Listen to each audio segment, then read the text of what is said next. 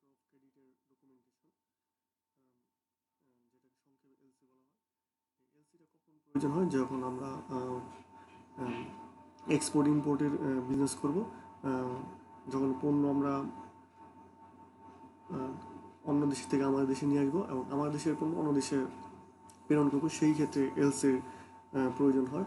সেই ক্ষেত্রে কিছু ডকুমেন্টেশনের প্রয়োজন হয়। এমনিতেও আমরা পণ্য কোনো দেশ থেকে আনতে পারবো না বা প্রেরণ করতে পারবো না, সেই ক্ষেত্রে কিছু আমাদের রুলস এবং টার্মস কন্ডিশন এবং কিছু ডকুমেন্টেশনের প্রয়োজন হয়। সেই বিষয়গুলো আজকে আমি আপনাদের সাথে আলোচনা করব। তো বেসিক কিছু ডকুমেন্টস প্রয়োজন হয় এক্সপোর্ট ইম্পোর্টের ক্ষেত্রে। সেক্ষেত্রে কী কী ডকুমেন্টস লাগে, মানে আপনি যখন নতুন একটা বিজনেস শুরু করতে যাবেন এক্সপোর্ট ইম্পোর্টের, ঠিক আছে, তখন আপনার বেসিক কিছু একদম যখন একদম নিউ তখন কীভাবে শুরু করবেন, কী কী ডকুমেন্টেশন লাগে, সেই বিষয়গুলো নিয়ে আমরা আলোচনা করব। সেই ক্ষেত্রে দেখেন এখানে আমি লিখেছি যে basic documentation of export and import. প্রথমে কী লাগে? একটা ভ্যালিড ট্রেড লাইসেন্স লাগে। এটা কোথায় পাওয়া যায়? মানে ইস্যুইং অথরিটি থেকে সিটি কর্পোরেশন, ইউনিয়ন পরিষদ, পৌরসভা, এটা কোথায় কোথায় লাগে? এক্সপোর্ট এবং ইম্পোর্ট দোনো ক্ষেত্রেই লাগে। ইলেকট্রনিক টিন সার্টিফিকেট, এটা আমরা এনবিআর থেকে নিব, এটা এক্সপোর্ট অ্যান্ড ইম্পোর্টের দুটার ক্ষেত্রেই লাগে। ভ্যাট সার্টিফিকেট, এটা আমরা কোথা থেকে নিব? এনবিআর থেকে নিব, এটাও এক্সপোর্ট অ্যান্ড ইম্পোর্ট থেকে বিজনেস করার ক্ষেত্রে লাগে, উভয় ক্ষেত্রেই লাগে। আইআরসি, এটা হচ্ছে আইআরসির পূর্ণাঙ্গ রূপ হচ্ছে ইম্পোর্ট রেজিস্ট্রেশন সার্টিফিকেট। এটা আমরা কোথা থেকে নিব? Chief controller of import and export, এটা সংক্ষেপে বলা হয় CCINE। এটা শুধু ইম্পোর্ট বিজনেসের ক্ষেত্রে লাগে। যখন ইম্পোর্ট করবেন, বাইরের থেকে পণ্য আনবেন, সেই ক্ষেত্রে এই সার্টিফিকেটটা লাগবে। ERC, এক্সপোর্ট রেজিস্ট্রেশন সার্টিফিকেট, এটাও আপনার সার্টিফিকেট কোথায় পাবেন? Chief controller of import export যে অফিস আছে, সেই অফিস থেকে নেবেন। এটা শুধু এক্সপোর্ট বিজনেসের ক্ষেত্রে লাগে। এছাড়াও আপনার লাগবে membership certificate of chamber or trade body. এটা কোথা থেকে পাওয়া যায়? এই ধরনের অ্যাসোসিয়েশন, সিমিলার অ্যাসোসিয়েশন থেকে পাওয়া যায়। এবং এটা এক্সপোর্ট এবং ইম্পোর্ট যে বিজনেস করতে যান, এই সার্টিফিকেটটা লাগবে। কী certificate? Member certificate of chamber or trade body. যদি এটা পার্টনারশিপ বিজনেস হয়ে থাকে, এই পার্টনারশিপ বিজনেসের ডিডটা লাগবে। এটা কোথা থেকে কালেকশন করতে হয়? Office of registration of joint stock companies and farm, এটাকে সংক্ষেপে RGSC বলা হয়। এটা বোথ এক্সপোর্ট এবং ইম্পোর্ট বিজনেসের ক্ষেত্রে প্রয়োজন। আপনি যদি সেটা পার্টনারশিপ বিজনেস হয়ে থাকে, অবশ্যই এটা লাগবে। এছাড়াও লাগে memorandum and article of association. এটাও আপনি কোথা থেকে সংগ্রহ করবেন? RGSC, এটা পূর্ণাঙ্গ হচ্ছে office of registration of joint stock companies. এটা লিমিটেড বিজনেসের ক্ষেত্রে লাগে। Certificate of incorporation and commence, এটাও বোথ এক্সপোর্ট অ্যান্ড ইম্পোর্ট। তারপর আপনার লাগবে ব্যাংক সলভেন্সি সার্টিফিকেট, এটা কে দিবে? এটা ব্যাংক দিবে, এটাও এক্সপোর্ট এবং ইম্পোর্ট বিজনেসের ক্ষেত্রে লাগে। ক্রেডিট রিপোর্ট, এই ক্রেডিট রিপোর্টটা কে দিবে? International recognize credit rating agency দিবে, এটাও লাগবে বোথ এক্সপোর্ট এবং ইম্পোর্টিং বিজনেসের ক্ষেত্রে।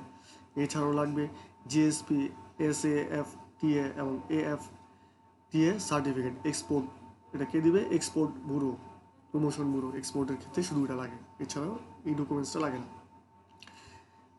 এই বেসিক ডকুমেন্ট কখন লাগে আমি আবারও বলছি, এটা যখন একদম স্টার্ট করতে যাবেন, এই জিনিসগুলো, এই বেসিক ডকুমেন্টগুলো লাগবে। কী কী লাগবে আমি আবার বলছি: trade licence, E18 certificate, VAT certificate, IRC certificate, ERC certificate, membership certificate of chamber, registration of partnership did, এটা শুধু পার্টনারশিপ বিজনেসের ক্ষেত্রে লাগে। মেমোরান্ডাম অ্যান্ড আর্টিকেল, এটা লিমিটেড কোম্পানির ক্ষেত্রে লাগে, এক্সপোর্ট এবং ইম্পোর্ট দুটার ক্ষেত্রেই।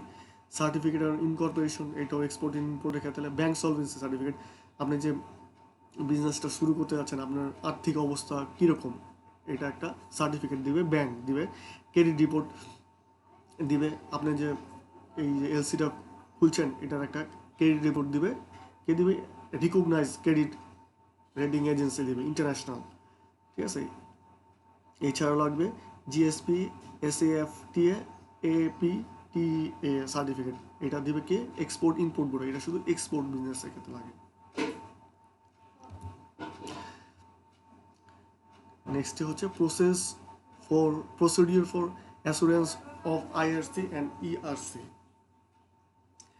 এই যে এক্সপোর্ট অ্যান্ড ইম্পোর্ট বিজনেস করবো, এই আইআরসি এবং ইআরসি কীভাবে আমরা এই সার্টিফিকেটটা নিব, ঠিক আছে, প্রসেসটা কি, তো কোনটার ক্ষেত্রে কী লাগে, আইআরসি কোথা থেকে নিতে হয়, বা আইআরসি কোন ক্ষেত্রে লাগে, বা ইআরসি কোন ক্ষেত্রে লাগে। বেসিক হচ্ছে ইম্পোর্টের ক্ষেত্রে ইম্পোর্টের ক্ষেত্রে আইআরসি, আর এক্সপোর্টের ক্ষেত্রে ইআরসি সার্টিফিকেটটা প্রয়োজন হয়। এবং আইআরসি এবং ইআরসির কিছু আছে, সেটা হচ্ছে তাদের একটা তালিকা আছে, আইআরসি এবং ইআরসি কিছু তালিকা আছে, ওই তালিকার বাইরে আমরা পণ্য ইম্পোর্টও করতে পারবো না, এক্সপোর্টও করতে পারবো না। ওইখানে কিছু পণ্য আছে যেগুলা এক্সপোর্ট করা যায় না এবং ইম্পোর্টও করা যায় না, এই সকল জিনিস আমরা গুলো মেনে চলবো, এই কথাগুলোই বলা হয়েছে। And import having important registration certificate, import করার ক্ষেত্রে আইআরসি প্রয়োজন হয়, অ্যান্ড এক্সপোর্ট ক্ষেত্রে ইআরসি ব্যবহার হয়। And any permissional item without any value and quantity restriction and without opting any permission from any authority, আমরা এই অথরিটির বাইরে ওই পণ্যগুলো আনতে পারবো না।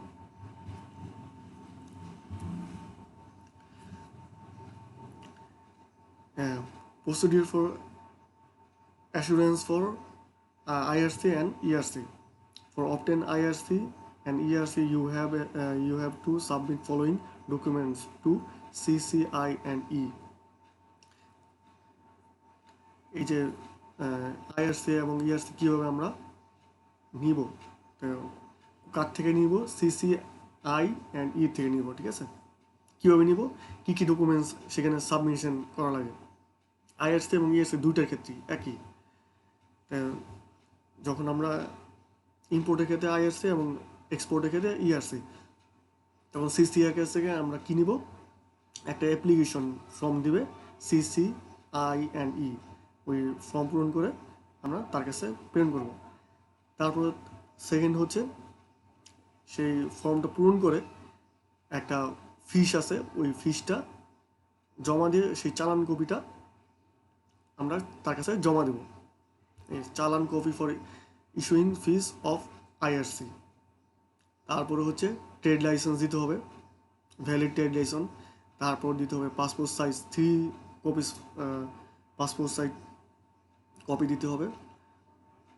Membership certificate from recognised chamber and trade association, tax identification 3 number, ই3 number, bank certificate, bank solvency certificate, partnership deed, in case partnership company হলে পার্টনারশিপের ডিডটা দিতে হবে, memorandum and article of association and certificate of incorporation in case of limited কোম্পানির ক্ষেত্রে এটা দিতে হবে।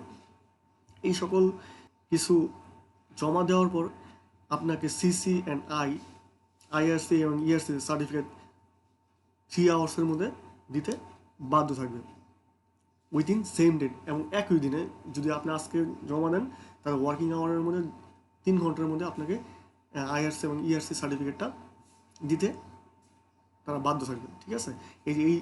এই সকল কিছু আমরা কোথা থেকে পাইছি, যে প্রথম সেকেন্ড যে স্লাইডটা দেখিয়েছি ওইখান থেকে এই ডকুমেন্টসগুলো দিতে হবে, মানে ওই বেসিক যে ডকুমেন্টগুলো লাগে না, ওইখান থেকে এই ডকুমেন্টগুলো এটাই দিতে হবে।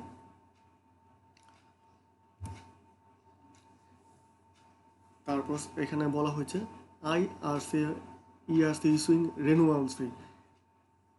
আমরা যে আইআরসি এবং ইআরসি নিব, সেক্ষেত্রে সিসিআই অ্যান্ড ইকে বাৎসরিক কিছু চাঁদা দিতে হয় এবং ইনিশিয়াল কিছু ফি দিতে হয়। সেই বিষয়টা আমরা এই স্লাইডে দেখব।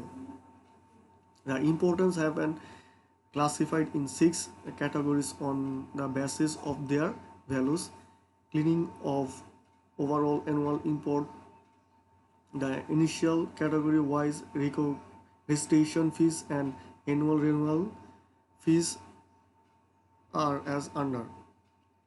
তাই ইম্পোর্টের ক্ষেত্রে যদি 5 লক্ষ টাকা পর্যন্ত হয় তার ইনিশিয়াল রেজিস্ট্রেশন ফি 5,000 টাকা এবং অ্যানুয়াল ফি হচ্ছে 3,000 টাকা। যদি 5 লাখ টাকার অধিক হয়, সেটা ম্যাক্সিমাম 25 লাখ টাকা পর্যন্ত হয়, সেই ক্ষেত্রে ইনিশিয়াল রেজিস্ট্রেশন ফি 10,000 টাকা এবং অ্যানুয়াল ফি হচ্ছে 6,000 টাকা। থার্ড হচ্ছে 50 লক্ষ টাকা পর্যন্ত যদি ইম্পোর্ট করে থাকি সারা বছরে, এই যে অ্যামাউন্টগুলো বলছি 5 লাখ, 25 লাখ, 50 লাখ, এটা হচ্ছে সারা বছর, মানে 1 বছর। এটা একবারও হতে পারে, 2টা অ্যামাউন্ট হতে পারে, 3টা অ্যামাউন্ট, এটা আপনার উপর নির্ভর করে। তা 50 লাখ টাকা পর্যন্ত হলে ইনিশিয়াল ফিস হচ্ছে 18,000 টাকা এবং অ্যানুয়াল ফি হচ্ছে 10,000 টাকা। যদি 1 কোটি টাকা পর্যন্ত হয়ে থাকে, রেজিস্ট্রেশন ফি হচ্ছে ইনিশিয়াল 30,000 টাকা এবং অ্যানুয়াল ফি হচ্ছে 15,000 টাকা।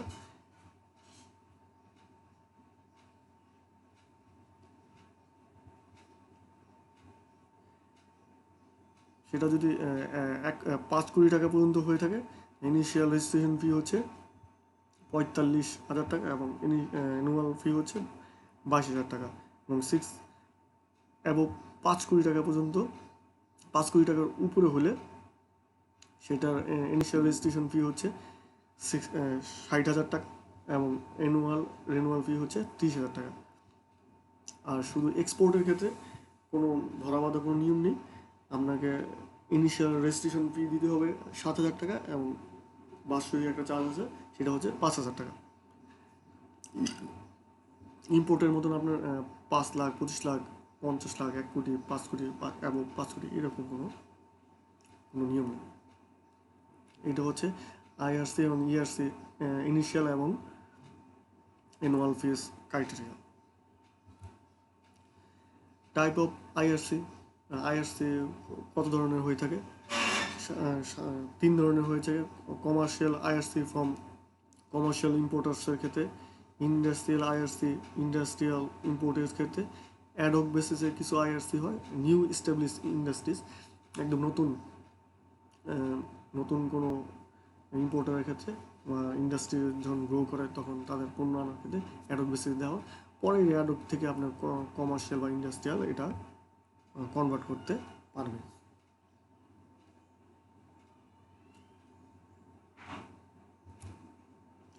এখানে কিছু আমি আইআরসি এবং ইআরসির কিছু 2টা ফর্মের যে এক্সাম্পলটা দিয়েছি,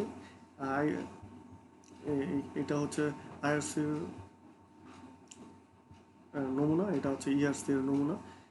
এখানে আইআরসির নাম্বার বসে এবং এখানে ইআরসি নাম্বার বসে, রেজিস্ট্রেশন নাম্বার, আর এখানে কিছু নিয়মকানুন আছে, এগুলো E3 নাম্বার, কিছু পার্সোনাল ডেট অফ বার্থ, এইসব কিছু থাকে এবং 2টা সেমই দেখতে, শুধু এখানে নাম্বারটা ভিন্ন হয়।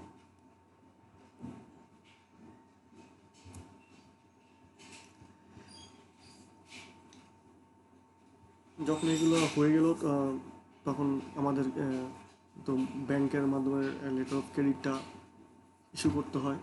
এইটা আইআরসি এবং ইআরসি করলেই তো হবে না, আমরা এটা ব্যাংকের মাধ্যমে কী পরিমাণ এলসিটা ওপেন করব, এটা মুদ্রার বিনিময়ে বাইরের ব্যাংকের থেকে নেগোসিয়েশন করে আমাদের এই এলসিটা খুলতে হয়। তো এলসিএফটা কি? LCF standard for letter of credit authorisation form. এই অথরাইজেশন ফর্মের বিনিময়ে আমরা কী করি? ব্যাংকে টাকা জমা দিই। ব্যাংক এটা আরেকটা তার বিদেশে যে ব্যাংক আছে ইস্যুইং অথরাইজেশন ব্যাংক, ওই ব্যাংকের মাধ্যমে এই টাকার লেনদেনের মাধ্যমে আমরা এই এলসিটা ওপেন করতে থাকি। LCF standard for letter of credit authorisation form, এটা পূর্ণাঙ্গ এটা কি এলসিএফ এর letter of credit authorisation form. It is issued for opening LC, realizing releasing goods and remittance their against। তাহলে এই এলসিএফটা ক্ষেত্রে তিনটা কাজে ব্যবহার হয়। এলসি ওপেনের ক্ষেত্রে, পণ্য ছাড়ানোর ক্ষেত্রে এবং রেমিটেন্স দেয়ার এগেনেস্ট, মানে বাইরে যে আমরা পণ্যটা আমাদের দেশে আনবো এই এলসিএফ ফর্মের মাধ্যমে টাকাটা আমরা ব্যাংকে জমা দিই, এই টাকাটা বিদেশে যে ব্যাংক আছে আমাদের ব্যাংকটার সাথে যোগাযোগ করে এই টাকাটা ওইখানে প্রেরণ করে। তাহলে এই তিনটা ক্ষেত্রে কি হয়, এলসিএফটা ব্যবহার হয়। আর এলসিএফ এর কপি হচ্ছে 6 কপি থাকে। আর এলসিএফ এ অবশ্যই ইম্পোর্টারের সাইন থাকতে হবে। LCF sign is must. LCF mandatory for all importers in private sector, government department. এলসিএফটা প্রাইভেট সেক্টর এবং গভর্নমেন্ট এর ক্ষেত্রে, ইম্পোর্টারের ক্ষেত্রে লাগে, শুধু except ministry of defence. Ministry of ডিফেন্সে এটা প্রয়োজন হয় না। Registration of LCF is mandatory by LC issuing bank. Issuing bank কী করে, এলসিএফ এর একটা কী করে, একটা রেজিস্ট্রেশন নাম্বার দেয়। ঠিক আছে, যখন আমরা টাকাটা জমা দিই না এলসি ওপেনের জন্য, তখন ইস্যুইং ব্যাংক কী করে, একটা রেজিস্ট্রেশন নাম্বার দেয়। তো আমরা এলসিটা ওপেন করলাম, রেজিস্ট্রেশন নাম্বার দিল, তাই এলসি ওপেন করে রেখে দিলেই হবে, মানে এটার একটা ভ্যালিড ডেট আছে। ঠিক আছে, এলসি ওপেন করলাম রেখে দিলাম তা হবে না। এলসি ওপেন করার পর রেজিস্ট্রেশন নাম্বার দেওয়ার দিন থেকে আমরা এই এলসি ফর্মটা বা এলসিটা 180 ডেজের পর্যন্ত রেজিস্ট্রেশন ডেট থাকে। ঠিক আছে, valid opening LC, valid shipment date. তো রেজিস্ট্রেশন ডেট থেকে শিপমেন্ট ডেটের কত থাকবে, 17 মাস। এটা হচ্ছে ক্যাপিটাল মেশিনের ক্ষেত্রে। আর অন্যান্য প্রোডাক্টের ক্ষেত্রে 9 মান্থ এই ভ্যালিডিটি ডেট থাকে। আর এটা পেমেন্টের ভ্যালিডিটি ডেট থাকে 18 মাস ক্যাপিটাল মেশিনের ক্ষেত্রে, এবং 12 মাস থাকে আদার্স আইটেমের ক্ষেত্রে। আর LCF can be cancel by AD with due remark. পর্যাপ্ত যদি কোনো কারণ ছাড়া এই এলসিএফ ফর্মটা কী করা যাবে না, ক্যান্সেল করা যাবে না। এটা কে করবে, এডি করবে, ওই কমার্শিয়াল যে ব্যাংকের অথরাইজেশন আছে তাদের আলোচনা ছাড়া আমি নিজে চাইলে এটা করতে পারবো না। ঠিক আছে, তো এলসিএফ কনসেপ্টটা কি, এলসিএফ এর ফুল মিনিং হচ্ছে letter of credit authorisation form. যখন আমরা এলসির জন্য কী করি, ব্যাংকে অ্যাপ্লাই করি একটা অ্যাপ্লিকেশনের মাধ্যমে, তখন ওই ব্যাংক, আমাদের যে ব্যাংক ইস্যুইং ব্যাংক, এলসিএফ একটা ফর্ম দেয়। সেই ফর্মের নামটি হচ্ছে, আমাদের অ্যাপ্লিকেশনের পরিবর্তে একটা ফর্ম দেয়, সেই ফর্মটাকে কী বলা হয়, এলসিএফ, মানে এটার পূর্ণাঙ্গ মিনিং হচ্ছে letter of credit authorisation form. এই ফর্মটার মধ্যেই কী হয়, টাকাটা আর বিনিময় হয়।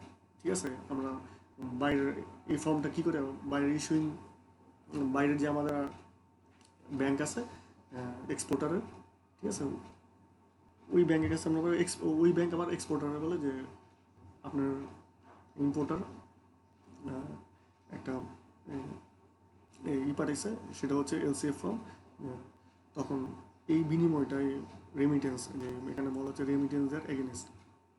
ইট ইজ ইউজ ফর এলসি ওপেনের ক্ষেত্রে লাগে, রিলিজ গুডসের ক্ষেত্রে লাগে, যখন আমরা পণ্যটা ছাড়াই তখন লাগে। আর রেমিটেন্স দেয়ার এগেনস্ট এক্সপোর্টার এবং ইম্পোর্টার, তাদের যে অর্থের যে বিনিময় হয়, সোজা কথা এলসিএফ ফর্মটা হয় এক্সপোর্টার এবং ইম্পোর্টারের অর্থের যে বিনিময় হয়, সেই বিনিময়ের ক্ষেত্রে এলসিএফ ফর্মটা লাগে, রেখে দেয় আর ইস্যুইং ব্যাংক ইস্যু করে থাকে। ঠিক আছে, এলসিএফ 6 কপিস হয়। এলসিএফ ফর্ম ইম্পোর্টার সাইন থাকতে হবে। আর private sector, government sector LCF লাগে, আর মিনিস্ট্রি অফ ডিফেন্সে লাগে না। আর এটা তো আমি বলেছি এটা ইস্যুইং ব্যাংক দেয়। আর এটা ভ্যালিডিটি ডেট থেকে 180 ডেজ রেজিস্ট্রেশনের ডেট থেকে, এবং পেমেন্ট করতে 17 মাসের মধ্যে ক্যাপিটাল মেশিনের ক্ষেত্রে, এবং অন্যান্য আইটেমের ক্ষেত্রে 9 মান্থ, এবং এটা শিপমেন্ট ডেট। আর পেমেন্টের ক্ষেত্রে 18 মান্থ ক্যাপিটাল মেশিনের ক্ষেত্রে। আর অন্য প্রোডাক্টের ক্ষেত্রে পেমেন্টের ডেট হচ্ছে 12 মাস, 12 মাসের মধ্যে এই পেমেন্টটাও করতে হয়। আর এটা আমরা চাইলেও কী করতে পারি না, ক্যান্সেল করতে পারি না। ইস্যুইং ব্যাংকের এডি ব্রাঞ্চ এটা পর্যাপ্ত কারণ থাকলে এটা তারা করতে পারে ক্যান্সেলটা। এলসিএফ কয় প্রকার তো আগেই বলছি। এলসিএফ 2 প্রকার, ইন্ডাস্ট্রিয়াল এলসিএফ আর commercial LCF. LCF 6 copies. 6 copies কীভাবে ব্যবহার হয়? First copy exchange monitoring purpose, এটা বাংলাদেশ ব্যাংকের কাছে থাকে, ঠিক আছে। আর সেকেন্ড কপি হচ্ছে কাস্টম পারপাস। কাস্টম পারপাস যখন আমরা কোনোটা ছাড়াই তখন এটা প্রয়োজন হয়। স্ট্যাটিক্যাল পারপাস, এটাও বাংলাদেশ ব্যাংকের কাছে থাকে। Fourth copy CC and I এর কাছে থাকে, দিতে হয়। আর ফিফথ কপি ইম্পোর্টার থাকে, আর একটা হচ্ছে অফিস কপি থাকে। এখানে আমরা স্যাম্পল অফ এলসিএফ কপি দেখিয়েছি। কমার্শিয়াল এলসিএফের এটা এক ধরন, আর ইন্ডাস্ট্রিয়াল এলসিএফের শুধু রঙের চেঞ্জ আর কিছু রেজিস্ট্রেশন নাম্বার এইসবের চেঞ্জ থাকতে পারে, আপনারা দেখে নেবেন।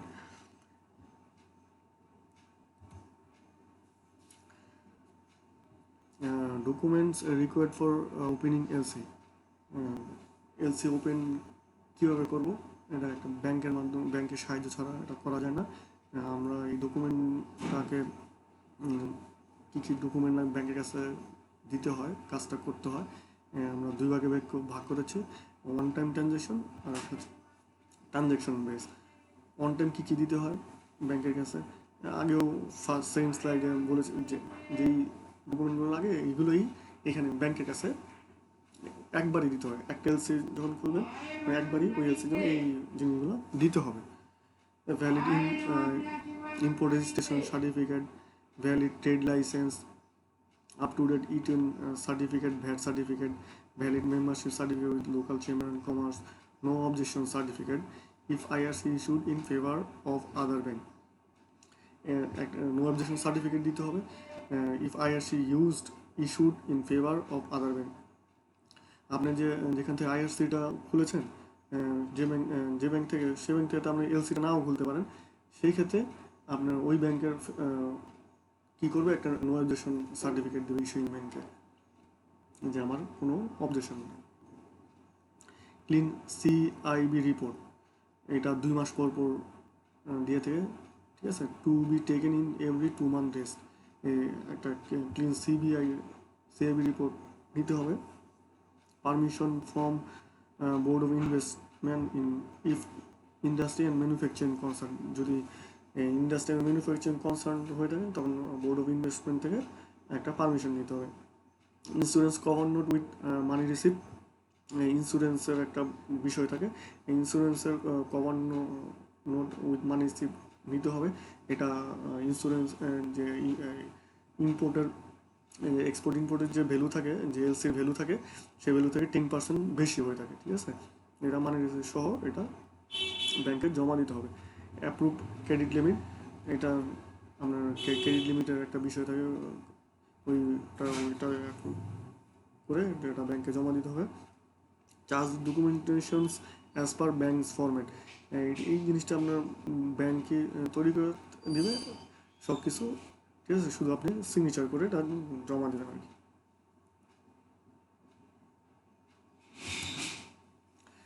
ডকুমেন্টেশন ফর ওপেনিং এলসি, আমি যেটা বলেছি ট্রানজ্যাকশন বেস কিছু লাগে, ঠিক আছে। একটা ব্যাংক অ্যাকাউন্ট লাগবে, তারপর লাগবে LC application form, LC request. আমি আগেও বলছি, যখন আপনি একটা এলসি খোলার জন্য একটা অ্যাপ্লিকেশন করবেন তখন আপনার ব্যাংকটা কী দেবে, letter of credit authorisation form, সেটাকে আমরা সংক্ষেপে এলসিএ বলি, ঠিক আছে। তারপরে আর একটা কী দেবে, ইম্পোর্ট ফর্ম দিবে, সেটাও আপনার ইম্পোর্টার বা পারচেজার অ্যাপ্লিকেশনে সাইন করে এটা ব্যাংকে জমা দেবে। Valid indent or পারফর্মা invoice. Valid indent perform invoice কেন? এক্সপোর্টার যদি আমাদের দেশে কোনো এজেন্ট থাকে সেই ক্ষেত্রে ইন্ডিয়ানটা জমা দিতে হবে। আর যদি আমরা সরাসরি এক্সপোর্টার থেকে নিই, ঠিক আছে, ওই পণ্যটা, তাহলে পারফর্ম ইনভয়েস জমা দিতে হবে। Insurance coverage with money recent আগে বলেছি, এটা এলসি ভ্যালু থাকে, সেই ভ্যালু থেকে 10% বেশি হয় দিতে হয়। এক্সপোর্টার ক্রেডিট রিপোর্ট জমা দিতে হয়। Permission from concern authority if required. কিছু কিছু পণ্য যখন এক্সপোর্ট ইম্পোর্ট করতে হয়, কিছু কিছু অথরিটির পারমিশন নিতে হয়। ওই অথরিটির পারমিশন সহ ওইটা জমা দিতে হয়। সেটা হতে পারে অনেক ওষুধ আছে, এটা ওষুধ নিতে হয়। তারপর অনেক গোয়েন্দা সংস্থার পারমিশন নিতে হয়। বিভিন্ন সংস্থা আছে, ওই সব পারমিশন সহ যদি উল্লেখ থাকে, এলসির মধ্যে যদি উল্লেখ থাকে যে এই পারমিশনগুলো নিয়ে দিতে হবে, সেই ক্ষেত্রে ওই পারমিশন সহ ওই ব্যাংকে জমা দেবেন। আদারওয়াইজ আপনি এটা করতে পারবেন না, এলসিটা ওপেন একটা কাগজের জন্য কী হবে, আপনার এলসিটা ওপেন করতে পারবেন না। এছাড়াও এডিশনাল কিছু লাগতে পারে, ডকুমেন্ট লাগতে পারে। সেটাকে আমরা দুই ভাগে ভাগ করেছি, একটা পার্টনারশিপ ফার্ম আর একটা হচ্ছে প্রাইভেট লিমিটেড কোম্পানি। এই ঘুরে ফিরে একই কথা। সেকেন্ড স্লাইডের যে ডকুমেন্টগুলো, এইটা বিভিন্নভাবে আমরা ভাগ করে বিভিন্নভাবে দেখানোর চেষ্টা করেছি। যে in case of partnership firm, সেই ক্ষেত্রে রেজিস্ট্রেশন, পার্টনারশিপ যে ডিড থাকে সেটা লাগবে। Resolution amount partnership regarding opening LC, মানে পার্টনারশিপের মধ্যে কোনো বোর্ড রেজুলেশন থাকে যে কে কত টাকা অ্যামাউন্ট দেবে, কীভাবে প্রফিট শেয়ার করবে, আদার্স আরও কোথায় এটা হবে, অফিস হবে না হবে, বোর্ডের এইটা ওই ওই ডকুমেন্টটা জমা দিতে হবে। পাবলিক লিমিটেড এবং প্রাইভেট লিমিটেডের ক্ষেত্রে একই জিনিস। Article of memorandum of association, তাদের মেমোরেন্ডামটা জমা দেবেন।